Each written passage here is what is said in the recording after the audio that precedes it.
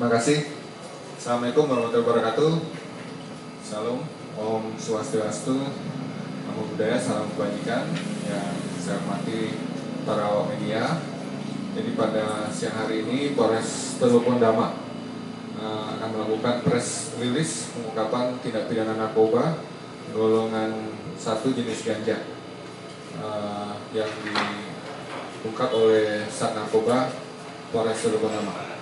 Jadi menjelaskan sedikit untuk kronologis kejadian pada hari Senin tanggal 21 Maret 2022 sekitar 21.30 waktu Indonesia Timur di distrik Wondiboy, Kabupaten Teluk Pondama. Ini Satreskrim Narkoba Polres Teluk Pondama melakukan penyelidikan terhadap adanya peredaran narkoba di distrik Wondiboy, Kabupaten Teluk Pondama. Kemudian mendapatkan informasi tersebut, melakukan pengecekan di TKP, dan pada saat itu menemukan seseorang berinisial IA alias C. Pada saat itu ditemukan pada dia ada barang bukti ganja.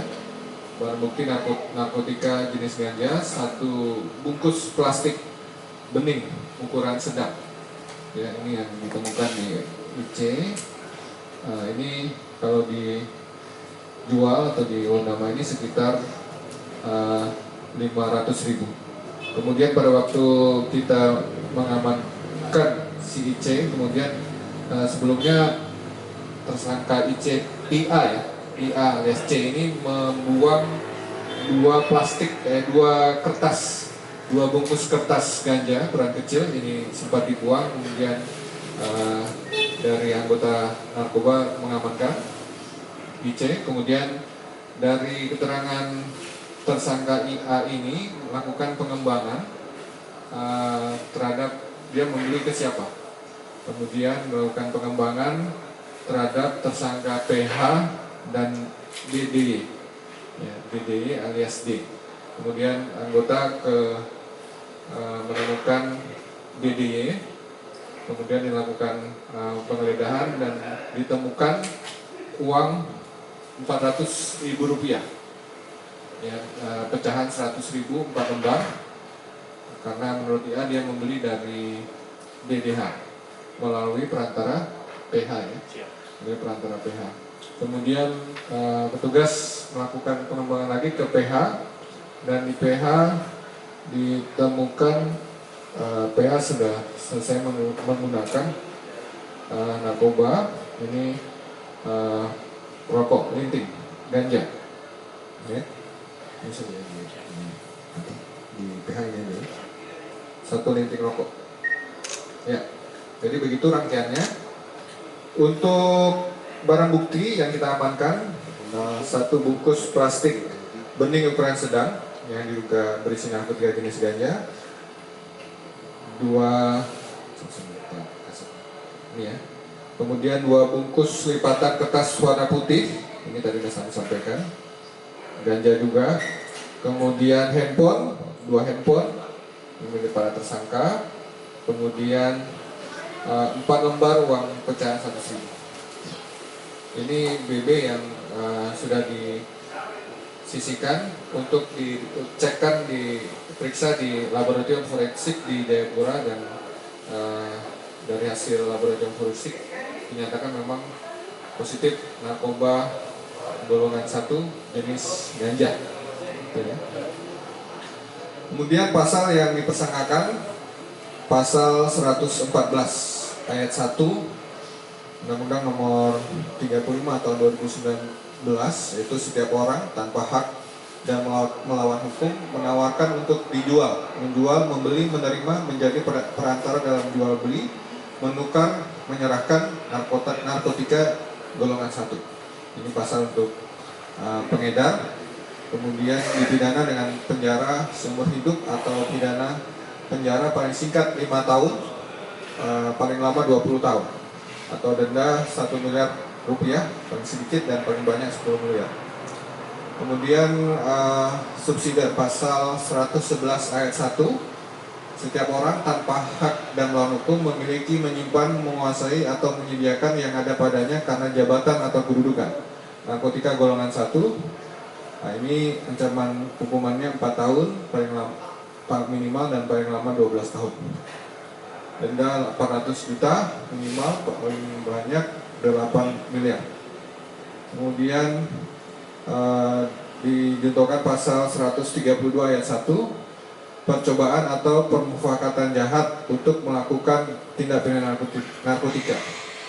Jadi unsur-unsurnya itu percobaan atau permufakatan jahat melakukan tindak pidana narkotika. Jadi seperti itu yang kami sampaikan dari Polres Purnama terkait dengan pengungkapan kasus narkotika golongan 1 jenis ganja. Ya, mungkin ada yang ingin ditanyakan dari rekan-rekan media. Ya, yang pertama kemudian apakah mereka ini ada kaitan dengan jaringan atau bisa dibilang yang tersangka-tersangka sebelumnya yang pernah ditangkap? Pertama, yang kedua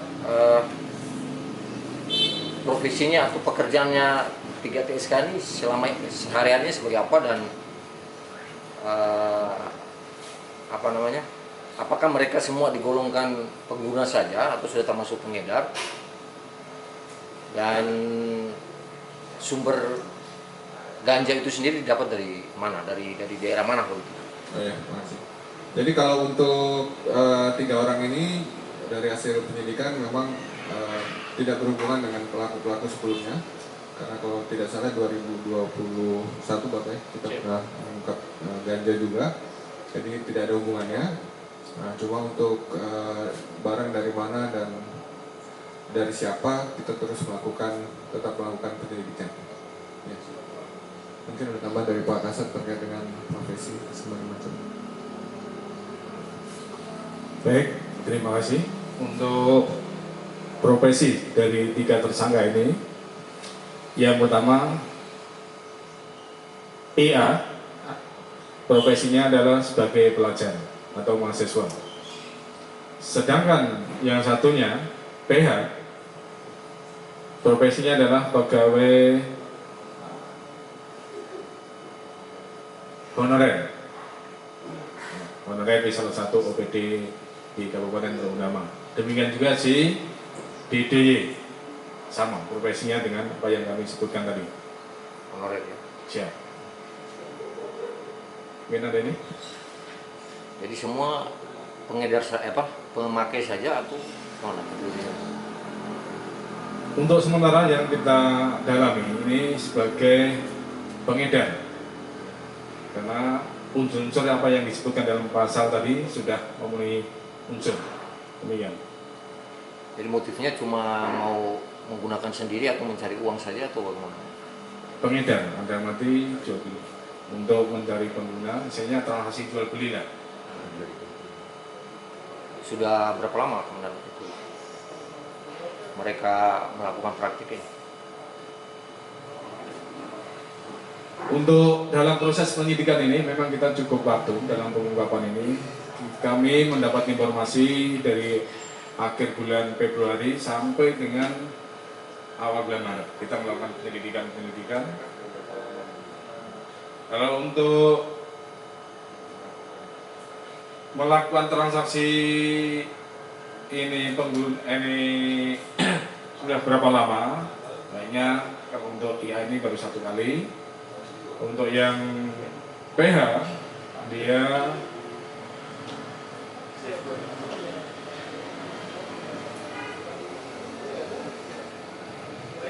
kurang lebih 1 bulan kita ini. Dua-duanya yang PH. Demikian. Pemain baru semua begitu ya, bisa dibilang ya. Ya.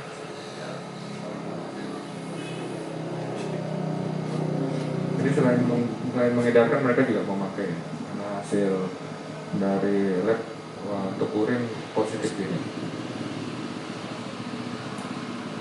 Ya, terakhir kemudian ini kan satunya kan salah satu pelajar.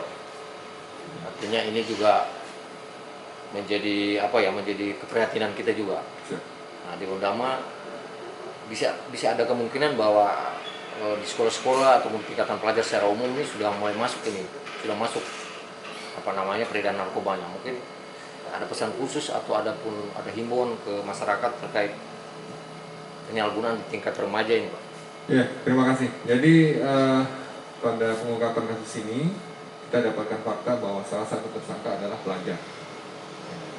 Jadi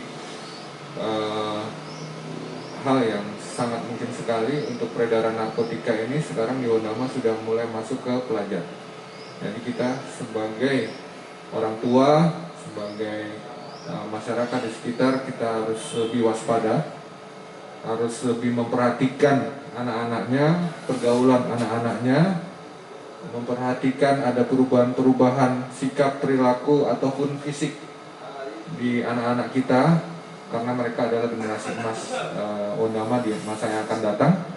Ya.